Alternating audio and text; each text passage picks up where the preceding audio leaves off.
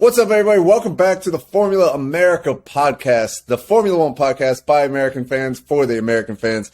Today, we've got a little bit of something new and a little bit of something old to talk about. So we're going to start off, we're going to talk about the new drivers that are coming to the grid for 2023. And then we're going to go in and do our rankings of our top 10 drivers for all of 2022. I'm pretty sure that might be kind of spicy. I'm sure Dylan and I have maybe one or two that are the same, but after that, who knows what's going to happen. So make sure you stay tuned for that. Quickly. Yeah, the wheels are coming off quick because I was looking through my list, and I had one driver in particular that was ranked fairly high at first, and then every time I thought of somebody new, he got moved down and moved down and moved down, and he wound up at 7. So we'll get into that. So stay tuned for that one. That should be entertaining because we discussed doing a top 5. So I only have a top 5. I'm going to be just over here winging the next 5, and we'll just argue from there about it. And honestly, I'll tell you, that driver is the reason why I couldn't stop at 5. Because at first he was like up high in my top 5, and then I was like, no. So interesting. We'll get into that. Let me get the driver is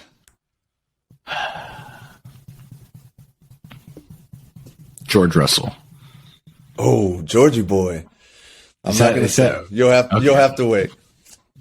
I will say that Russell and him, it obviously wasn't Russell, but Russell knocked him down the spot. Okay. So what's going on with 2022 or 2023, man? We had 3 new drivers, I believe. One of them I completely forgot about, and I don't know why. 4 new drivers, 3 rookies. Got the Hulk in there too. Oh, the Hulk. See, another one. I forgot about the Hulk, but I don't consider him a new driver, but he is. I mean, he is a new driver, just not a new to Formula One. We got 3 rookies. I'm excited to see Hulkenberg this year. He's going to be pretty fun. Yeah, it will be interesting seeing him race full time. So that's interesting. I need to put him back on my list. And another thing that was interesting is looking up the point standings for the past few years. And Hulkenberg is always there at the bottom. And I always forget. I was like, oh, shit, he stepped in for somebody. Every year he stepped in for somebody for like the past 3 years. There was one year, I think 2021, that he stepped in like 4 times or something ridiculous. He had more points than all of Williams, I believe. The ultimate suit, what is it? The super sub, I think you call him. Yeah. All right, well, let's go down. Who do we got first? As far as the rookies, what do we got coming in next year? All right, we're going to start with Logan Sargent because he's an American, so obviously we're going there American. First. Not a whole lot of it. He's born and raised in America. He was born December 31st, 2000. Super kind of young. He's young. He's 22 years old. Well, hell, he's about to turn 22. So he's a pretty young driver for, the grid. Nothing compared. I mean, Max came in at 17 or something. Yeah. He had a super license for Formula One before his driver's license. That's wild to me. Yeah. Vettel came in really young. There's been a lot of younger drivers, but it looks like, from what I can find, Logan had a super standard upbringing into F1. Did the karting thing, did well at that, moved into F3, moved into the Euro car, moved into F2, won F2, came into, through the Williams Academy. Now he's a Williams driver. No quirks, twists, turns, nothing that I could really find of anything of substance. Where was he raised in America? I didn't look that up. I'm kind of curious. He's a Florida boy. He's a Florida guy. Fort Lauderdale. You missed it. I was like, it's the most important part. Fort Lauderdale, Florida. So, I mean, he should have some experience, karting with alligators and Florida man headlines. That's what he's. Yep. Anytime he crashes, it's going to be Florida man crashes F1 car. That was pretty cool. I saw that he got his first practice debut this year in USGP, which is pretty cool in front of the hometown. Yep, and he locked up the tires and almost put it in the wall. Missed the wall by about that much. Yeah, another thing I was thinking is how this year and for the past few years, Max has basically had 3 home races essentially. Yeah, they do Zandvoort, Austria, and was it the Red Bull Ring? Red Bull Ring is Austria, Zandvoort, and You kind of call Belgium. Oh, Could kind of call yeah. Spa. I mean, it's right there. Well, basically, yeah, he's basically got 3 home races. And now this year, Logan Sargent has Miami, Coda, and Las Vegas. So he can essentially say that he's tied with Max Verstappen for something. I mean, it's kind of that's hard to say, though. If we're comparing size for size, I mean, Miami to Vegas is the same thing as Zandvoort to the Hungaroring or further. Like, kind of be like all European races are home races then. Hey, he's an American. He's on American soil. It's a home race, dang it. All right, fair enough. Fair enough. You think he flies on American Airlines, or you think he's probably Delta? That's a marketing opportunity for them. You missed the mute button completely. Oh no, he's not on the private jet life yet. Not yet. No, he's not getting hooked up just yet. So, I mean, that Logan Sargent, really not a whole lot of craziness on him. I mean, it'll be interesting. He's driving for Williams this year. He's a rookie. Williams' car is hot garbage, so don't really expect much from him. Just to more kind of keep an eye on him, see how he does, make sure he's, beating Albon, which, Albon's got quite a bit of experience in F1. He's obviously nothing stellar of a driver. He's a good driver. He'll be a good benchmark to see how Logan is doing. True. Nothing crazy. All right, so beyond Logan Sargent, let's talk about the guy who started this whole fiasco. Oscar Piastri? Piastri, the Aussie. Piastri. So this guy, and if you remember back when, the summer break, all this craziness started when Danny basically came out and did the interview saying that he was McLaren through and through. He's going to stick around for the next year at least. And then behind his back, McLaren was having conversations with Oscar Piastri and apparently rumored to have already signed him at this point when Danny gave that interview. Signed him right after Silverstone, apparently. Yeah, which is pretty damn shady. But then this whole thing, because he came up in the Alpine Driver Academy. And so they're like, he's our guy.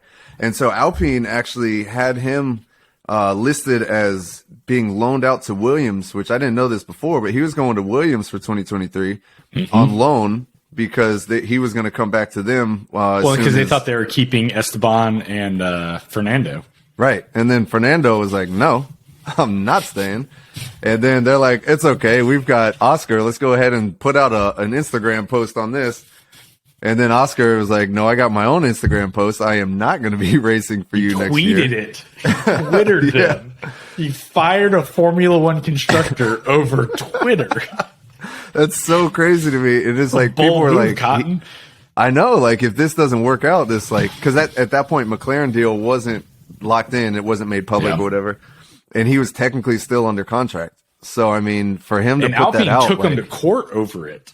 Yeah, like he called his shot, and if that didn't pan out, that would have made for one interesting, we could have had a paddock soap and garage when he was there. Oh, I know. But I guess one of the things I was reading was saying that potential option for Alpine at that point, which is what they probably would have done, is been like, all right, McLaren, you can have him, but you're gonna have to cough up some money for him. Yep. So everything worked out, but so this guy. Yeah, because the court ruled in favor of Piastri because he'd already signed the McLaren contract behind everybody's back, and when he announced it, so Alpine was kind of just left in the dust. Which there's some shady, what they did to Danny. I know that there's always politics in Formula One. It's half the entertainment value of it, but it looked like they did Danny pretty dirty there. They did. It just the fact it was like. They were two-timing. They were behind his back. They're like, oh, no, don't worry about him. He's just a friend. And the whole time, they're just getting it on. He was a friend he needed to worry about. But yeah. So he's born in 2001. He's an Aussie. So we're losing Danny, but gaining another Aussie, one that is quite bold, apparently. He's got a pretty good resume coming up so far. All the drama aside, he's got he's the 2020 F3 champ, 2021 F2 champ, which he was as a rookie. It's only the 6th driver to do that in history, which is pretty cool. Another interesting fact, he was a rookie in F2 and won the championship for F2. Right, coming in your first year and winning is only the 6th driver in history. But one thing that's interesting, as you know, car guys like you and I are, his dad owns HP Tuners, which is like if you're into vehicles or into cars, like automotive, like tuning and all that, like they make tuning programs for all types of different vehicles. Big company that makes they're a very popular tuner. Yeah, and so Diesels, that's how he kind of gas. Yeah. So his dad kind of sponsored and financed his upbringing basically through all the early karting days, and I want to say he was actually a RC car champion before he swapped over to open wheel as a kid, and so he's just. I'm thinking RC car like the remote control cars. Where you got remote like the little control trigger and the wheel on the side. That's it. All right, They took it to the real thing. I didn't know that was a thing. I'm going to go start doing that. It was kind of like the guys that you see that start off doing like e-racing, like Formula One on like video games. And wasn't there one guy that did that and he won the championship and he actually won a drive in like, I don't know what series it was, but he actually is an actual racing driver now. I don't know. I just saw the esports finish this year where the guy was like in tears and thanking, McLaren or Mercedes, whoever he raced for. I don't care about esports on the racing thing. But he was like, just, and good for the guy. He won the world championship in what he wanted to do. Good for him. But it was just kind of funny, him talking about all the time and the effort. And I'm like, you literally sit in a simulator in your basement. Like, I would love to do that. That sounds like a great time. It's not like you have to worry about hitting a wall doing 140 miles an hour. How many G's did Max pull in that? Like 31? Right. I just imagine like empty pizza boxes and a pile of old Monster cans. Okay. Anyway, so moving on. Let's go on to Nick de Vries. The guy, I don't know what it is about Nick de Vries. I always forget about Nick de Vries. He's going to be an interesting one. I'm excited to see what he does. He's Dutch, born in 95, so he's 27 years old, racing for AlphaTauri. The dude's resume is impressive. Yeah. GP3 racing, World Enduro racing, Formula E, Formula 3, Formula 2, karting. Last year he got his opportunity when Albon got appendicitis, and so he raced the Williams car for quali. He finished P13 in quali, so he made it into Q2. And then due to all the penalties, of course, that was one of the races where everyone and their dog needed a new engine. And so he moved up to P8. And then he finished the race P9 and got 2 points. He got 2 of the 8 points for Williams as a reserve. He got a quarter of Williams points. He's got a quarter of Williams points. Right? He got more points than, I think, Latifi for the whole year, and he had one race. I think so, yeah. Latifi finished 9th in Suzuka. So I think that was his only points finished. So. Yeah. So tied Latifi. Yeah. With one race. Yeah. And you know what's cool about this is kind of like we spoke about last week with Mick Schumacher going to Mercedes as a reserve driver, right? Nick de Vries was the reserve driver for a while, and he's getting older. He's 27, 28 years old now. Yep. But the fact that he was able to just be in that garage and kind of, study underneath and around Lewis Hamilton and, when Bottas was there and now that, Russell's there, like he's got a lot of good mentors in that garage. He's got a Formula E background. I mean, those cars he's the Formula E champion.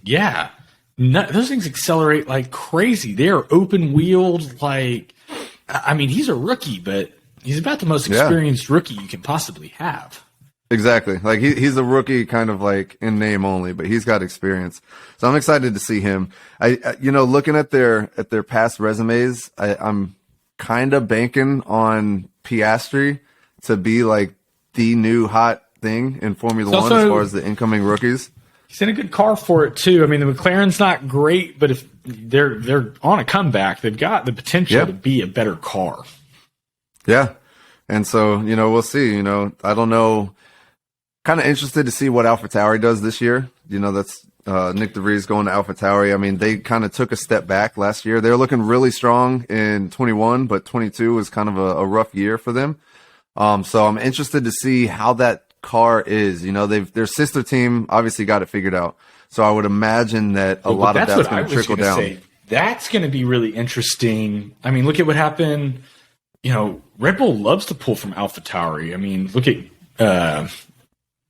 French guy. Gasly. Gasly, thank you. Gasly! I mean, if I was Nick DeVries, I'd be ecstatic to be in that AlphaTauri. That way, it just performed super well. You're going up against, geez, I am all over the place. Who is his Yuki Tsunoda? Who's nothing like, who had a terrible season, didn't do anything. I mean, Horrible. He didn't do anything bad, but he just did not perform. I mean, you have the opportunity in your rookie year to be the number one driver with number two in Red Bull is a questionable seat. I mean, Sergio seems pretty solid, but as we've said every episode, I mean, you're one bad race away from Red Bull putting someone else in that seat. So if I'm Sergio, I'm nervous. You got Danny Rick as your backup driver, and you got Nick DeVries sitting in the wings at AlphaTauri waiting to swoop on in. I'm pretty excited if I'm Nick DeVries. I don't care how well AlphaTauri does. He needs to just perform well, and he's going to be sitting in a Red Bull. Oh, yeah, for sure. So on kind of on that, on AlphaTauri for last year, how much of that poor performance do you put on the drivers versus the car? Because if you look at 2021, Pierre Gasly had a pretty good year, right? You know, Yuki was a rookie, so he was kind of up and coming. Crashed the car constantly. Right, yeah, and you kind of expected that, like, as a rookie. But this year, both drivers had a pretty bad year. So, you know, for me, I'm putting that on the car. I don't know if it's the drivers. I think just something fundamentally was wrong with that AlphaTauri this year. I think it's a little column A, low column B. Yuki, I mean, he crashed the car half the races last year. I think he's got some potential in there, but I don't know if it's a lack of confidence, a lack of smoothness in his foot. Like, I don't know what it is, but I don't think, you know, he's obviously not a Lewis Hamilton, a George Russell sitting in that car. Like, he's a good race car driver. I feel the same way about Gasly. I mean, Gasly's been in the sport for years. He crumbled under pressure at Red Bull, got sent back to AlphaTauri where he did pretty good. He won that drag race against Lewis Hamilton in Brazil and got a podium, and that was in 21. And he's a decent driver. I don't think either one of them is anything stellar. And then you put a little bit of an not awesome car underneath them. Same thing with Haas, where you had K-Mag that was able to wrestle that car around the track a little bit better with a little bit more experience, a little more confidence, more assuredness in the foot when you're coming out of those corners and trusting that you can give it a little bit of gas and the wind's not going to whip that back end out from you. Or if it does, that you're able to recover from it. Like, I think that you've got two drivers that aren't the best at recovering from that, aren't the sureness of foot, and then, you know, the car is not great. I think it's a double whammy. Yeah. Well, we'll hopefully find out this year. You know, now we got a new driver coming in there, so I'm rooting for him. Nick DeVries was one of those guys where I thought that, you know, his kind of chance had passed because he is so old, 27. I say that old, but in Formula One these days that's getting up there. So I thought his time had passed, but he seized that opportunity this year and impressed a lot of teams, I think. So good for him. I love a good underdog story, a comeback story. So I'd like to see that, paying out for him. And that'd be pretty exciting too, if he does well. And then you see him in an actual Red Bull, actually contending against the team that he just left, the Mercedes with Toto, his relationship there and all that. That'd be pretty interesting to see. It's a good shakeup this year. I mean, 3 rookies. Only one of them is like a true rookie, Logan Sargent, which sucks. I don't think we're going to get to hear the Star Spangled Banner played anytime soon for a race win. But DeVries has got a ton of experience. Piastri's got a ton of experience and apparently very large cojones to pull the move against Alpine like that over Twitter. It'll be interesting. Then we got Hulkenberg. Got Nico Hulkenberg coming back in. Very experienced driver. Not a very experienced winner by any means. Or podium guy. But he's great at getting points on the board as a reserve driver. So it'll be interesting. Consistent. Yeah. And he's got experience. So I think he's going to be able to get the most out of that car. Up against K-Mag, who's got a lot of experience in that car.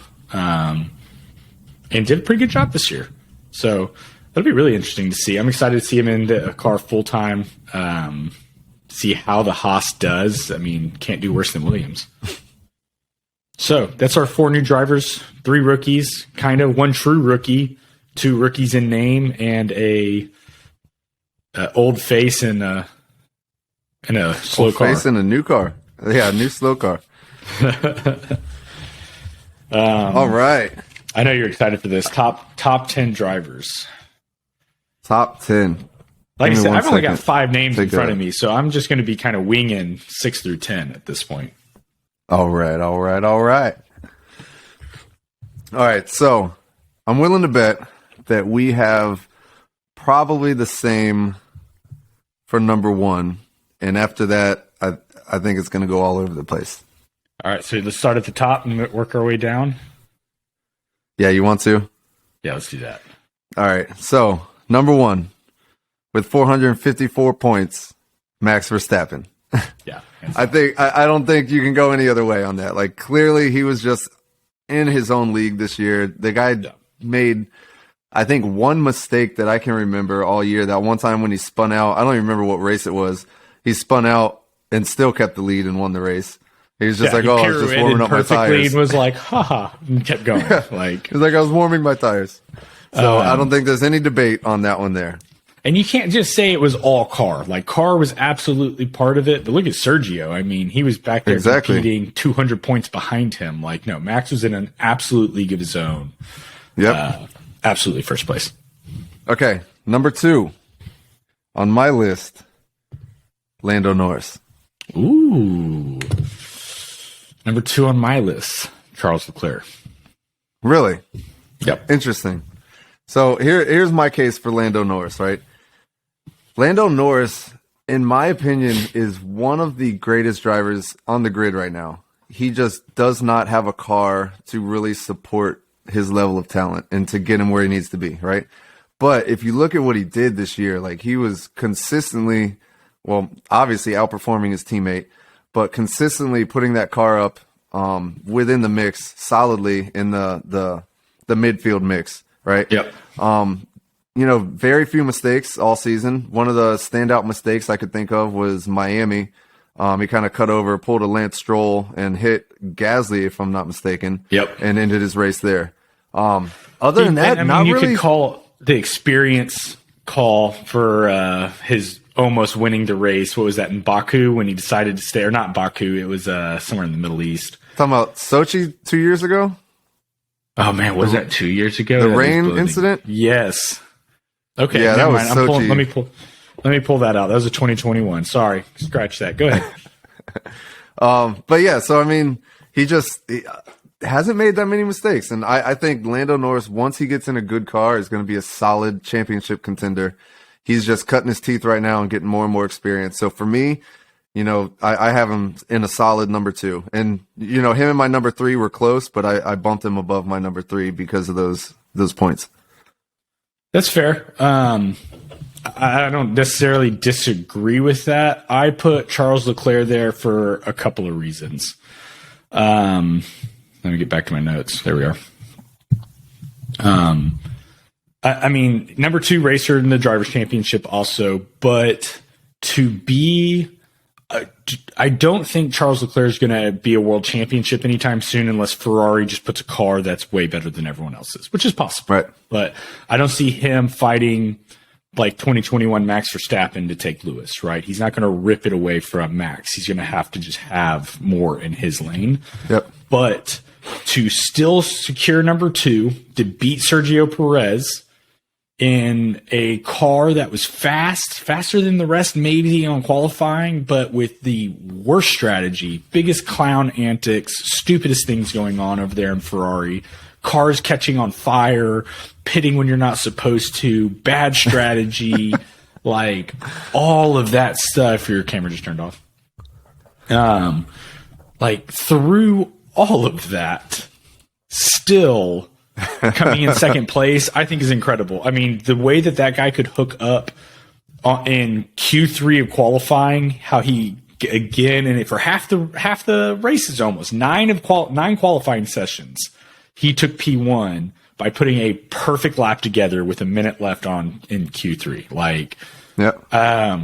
is he going to be a championship contender? Yes. I don't. He's never going to be a Max Verstappen or anything, but through all of the ridiculousness, for him to still come out as second in Drivers' Championship, I had to put him up there. And you know what? I agree with a lot of that, which is why I had him as my number 3. You know, Okay. I think that everything you just said is a very valid point. You know, there's a few mistakes I think that I dropped him down a little bit for, and I thought he had such a great car that, you know, barring all the strategy calls, that car, he should have been a lot closer in the points. You know, the one mistake that really stood out was, I believe it was Spain this year where he was leading the race and just spun out, just completely lost it. You remember Yes. that one?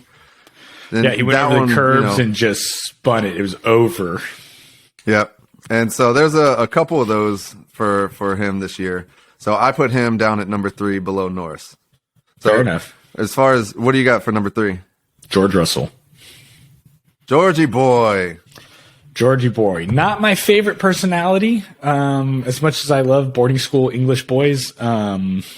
That sounds creepy, actually. You should probably edit that out as much as I just. Not what I meant. Nice. Personality wise. All right. I prefaced with man. that at least. Now we got to put this one as explicit.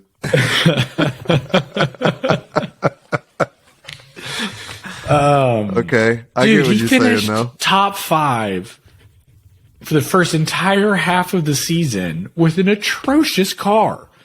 So The consistent. So consistent. I mean, just 4th and 5th place. He wasn't getting a podium, but 4th and 5th place every single race through pure consistency, through good strategy, and just good driver racecraft. Like, Yep.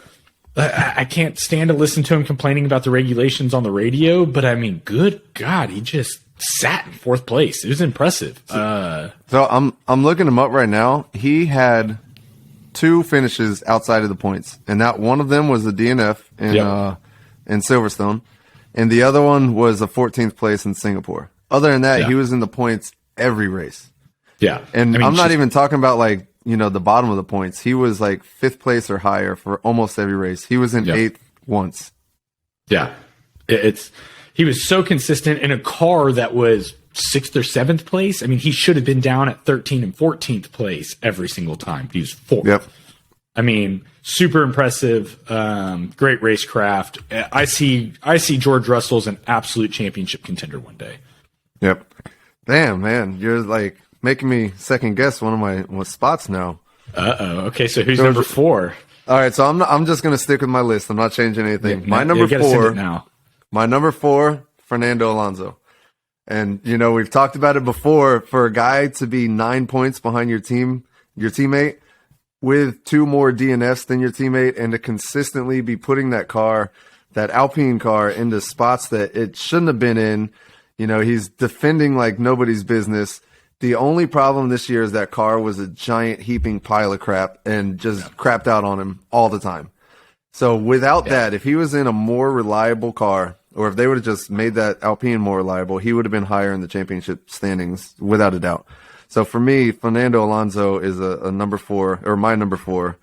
And I don't know if I'd move him. Even after your George Russell comments, I think I'd leave him there. My number 4 is Lando. Okay. Got Lando Solid. up there. All the reasons you already said. I mean, just he's a young driver. He's doing great. He's consistent. I agree with you. He should be a championship contender one day. He's got a long-term contract with McLaren, and I think that's going to be good for him as long as McLaren can pull through and give him a car. So Lando's number 4 for me. Here's a thought. If one of these top drivers end up leaving, do you think anybody would buy him out of his contract?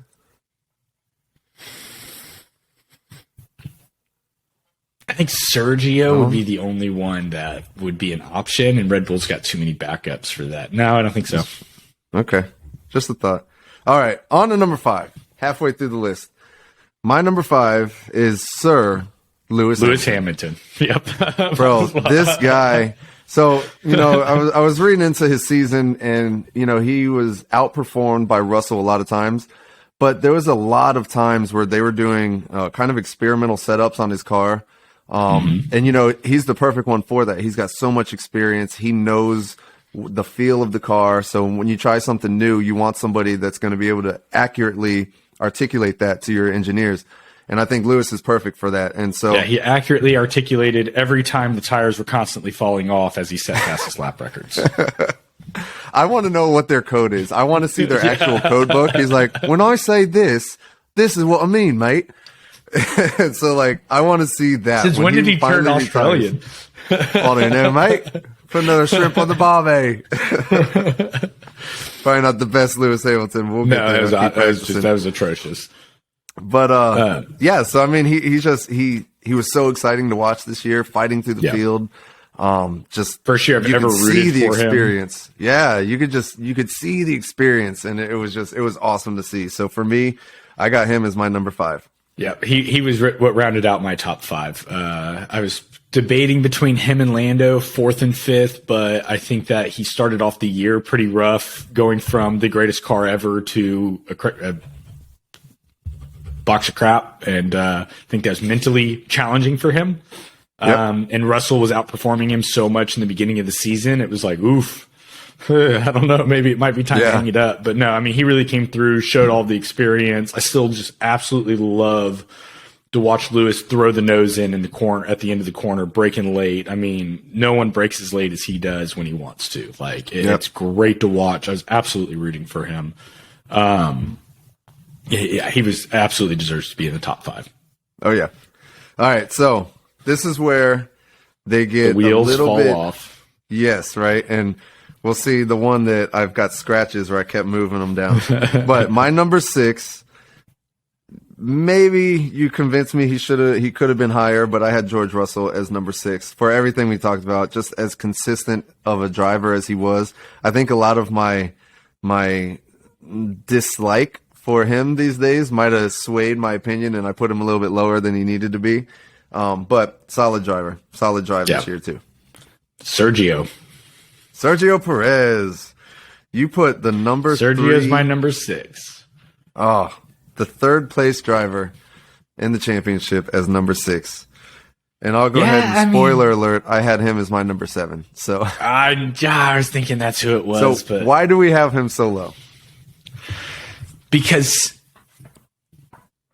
all things equal, you're in the exact same car that Max Verstappen is, and you're fighting against a Ferrari that's fast but catches on fire every other race and pits too many times for the wrong tires. Like, he's a great teammate. That's like the best way to describe Sergio Perez. Wonderful teammate. Moves aside from Max every time. Doesn't mind doing the different strategies. He can keep the tires on and do that long distance, put the hard tires on and go 60 laps with it.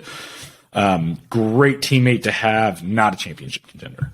And you really saw that in the last race when he was hunting down Leclerc and he just couldn't get it done. I mean, just a really good teammate, a Bottas to Hamilton, Rubens Barrichello to Michael Schumacher, like good teammate there to pick up the scraps when Max crashes out or does something, but otherwise, yeah, we shouldn't be hoping to get a whole lot of views in Mexico for this. Look, he doesn't have that edge. He doesn't have, that killer instinct that we keep talking about. And you say like he's great teammate. He's lost that love and feeling. He's lost that love and feeling. You know it? Mm-hmm. And then I think it was Martin Brundle or Crofty, one of them, during one of the races was talking about that. And they're like, he's a great teammate. And he's like, you don't want to be known as a great teammate. Like, that's not what a championship driver wants to be known for. Because that means that you're solidly the number 2.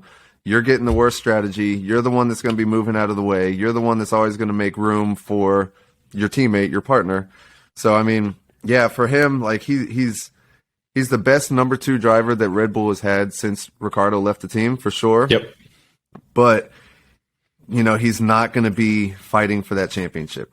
And, he's just not. You put anybody, like pretty much anybody that you and I both had in the top 4, maybe, and they could be fighting for a championship.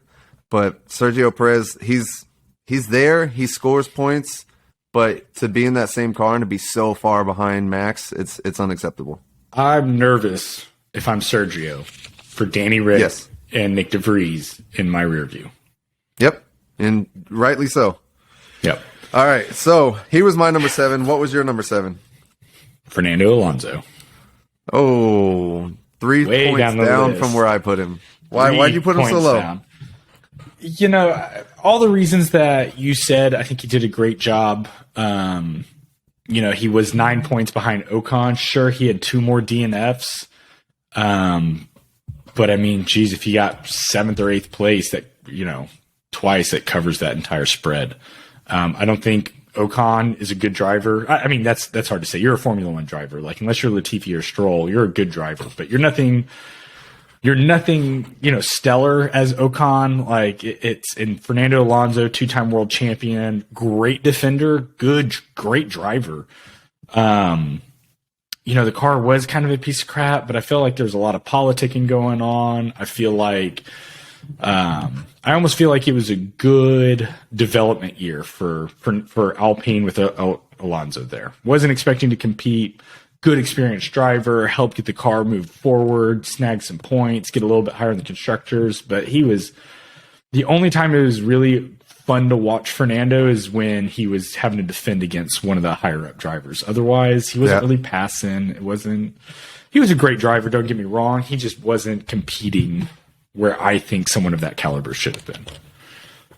That's fair. It's wrong, but it's fair. I'm excited for these last 3. All right. All right. These last What are your 3. last 3? Just go 8, 9, 10. All right. You ready? Coming in at number 8, I have the great and illustrious Sebastian Vettel. Okay. At number 9, I have the Spaniard, Carlos Sainz. And rounding out number 10, I have the Flying Finn, Valtteri Bottas. Ooh, okay. We're close. At number 8, I have K-Mag. At number 9, I have Carlos Sainz. Okay, At Carlos. number 10, I have Sebastian Vettel. Oh, where was Bottas on your list? Just curious. Probably 11 or 12. Okay. So K-Mag, though, at number 8. K-Mag in a... Why? What is it? Man, in a Haas car that was hot garbage. Yep. I mean, good grief. You have no budget. You got nothing going on over there. The car halfway flies instead of stays attached to the ground. It's getting shown up in Amazon delivery vans. And you got K-Mag making it to Q3, scoring points, like consistently scoring points. He was, man, he did awesome. He did such a good job, I thought, for a car that was so bad. I think he squeezed everything that car could have had out of it. I think you could have put a Leclerc, Lando, you know, a Fernando in that car and probably would have done similar to how K-Mag did. And for those reasons, I put him for pure being a driver to score 25 points in, I think he scored more than that. I think he scored closer to 30 points in that Haas car. Like, I thought that was incredible. So one thing that's pretty interesting about that is, so Haas obviously came out hot in the front of the season, right? And just started scoring points like you were saying.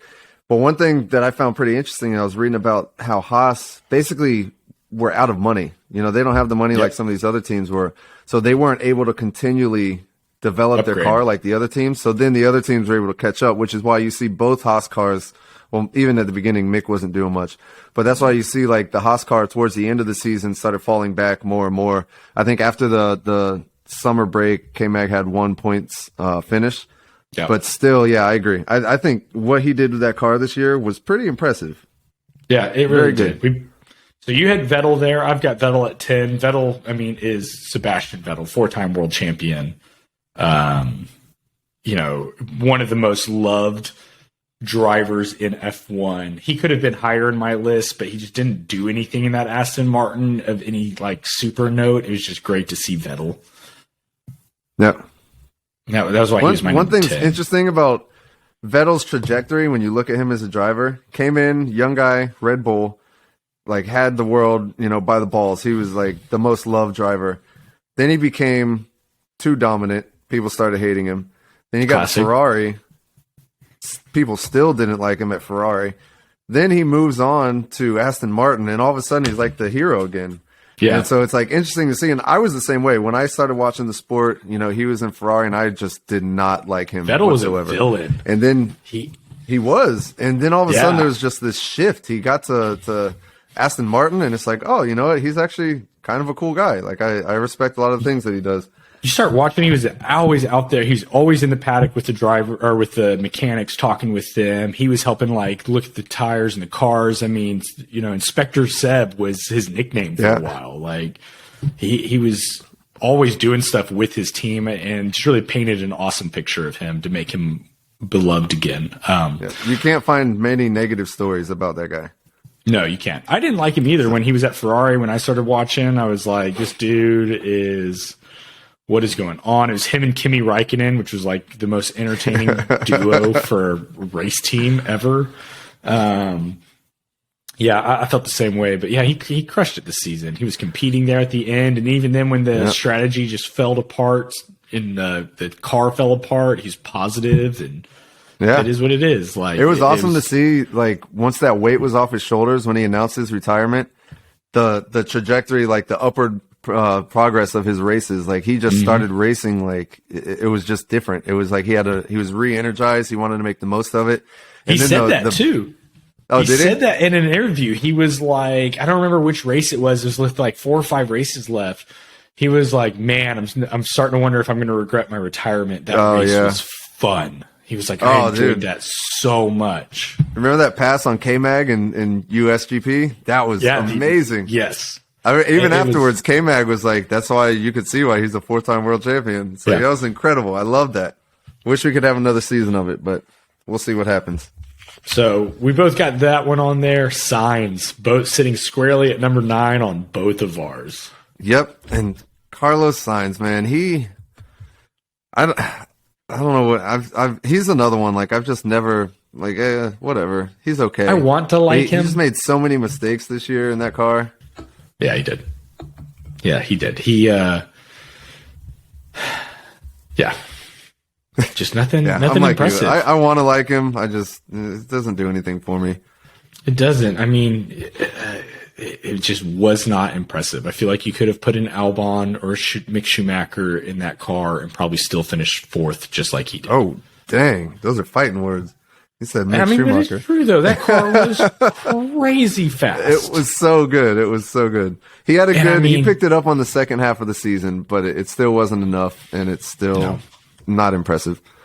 No, I wonder if Ferrari's looking at Lando being like, we picked the wrong driver. Yeah, right? We should have went with the young boy. We should have gone with the young buck. We know you like the young boys. All right. So then, we have one more. You got Bottas. You got Bottas at 10. Mine was Vettel. Yep. Okay. All right. So we just switched there. Yeah, and we kind of went over those. I think honestly these last 3 could be, interchangeable anyways. Yeah. But yeah, so it's pretty interesting. We had 2 the same. We had Verstappen. Actually, we had 3. Verstappen at number 1, Hamilton at number 5, and Carlos Sainz at number 9. We had the same. Yep. Everything else, I kind of figured it would be that way. It's one of those things. It's so subjective. It's like whatever you prefer, whatever, whoever's got the better color on the car. Yeah. George Russell, you can't stand him talking on the radio, so he starts dropping down the rankings. Like, I saw a meme today. It was like rating what all the drivers would do if there was a fight at school. And George Russell was the one that was going to yell and tell a teacher. Yeah, that's exactly right. It's 100% correct. Max probably started the fight. Leclerc's over there trying to look pretty with the girls and act like nothing's going on.